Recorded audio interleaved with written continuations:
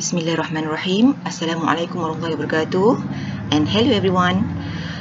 Today I'm going to discuss on chapter 2, Islamic consumer behavior. I really hope that you still remember what we have learned before with regards to chapter 1, consumer behavior, the conventional perspective. Okay, these are the contents of this chapter. We're going to discuss on consumption in Islam, Muslim consumer behavior, implications of Islamic consumer behavior. And the learning outcomes for this chapter are: first, to understand the concept of consumer behavior from Islamic perspective. The second one, to explain the principles and objectives of Islamic consumption and various factors affecting consumer behavior.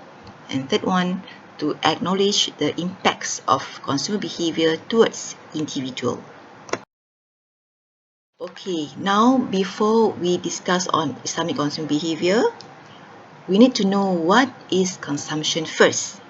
Okay, consumption stands for expending of wealth for satisfaction of human wants, such as food, clothing, housing, other articles of daily use, education, health, other personal or family needs, etc. Meaning that, needless to say, that there is no limit to human wants which are insatiable, which are not or cannot be satisfied. Yeah. So this is what being said, yeah, in conventional. As such, it is absolutely necessary that one should be very careful in the consumption of wealth.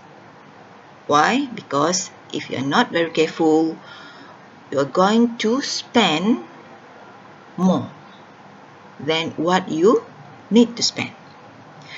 And Islam in this case therefore enjoins moderation, self-control and prudence in spending of wealth. Now we go to consumption in Islam. Okay, the use of goods and services to meet human needs. Consumption is to demand as production is to supply. And the fundamental difference with conventional is the goal attainment of the consumption itself, how the achievement must meet the rules of the Islamic Sharia guidelines.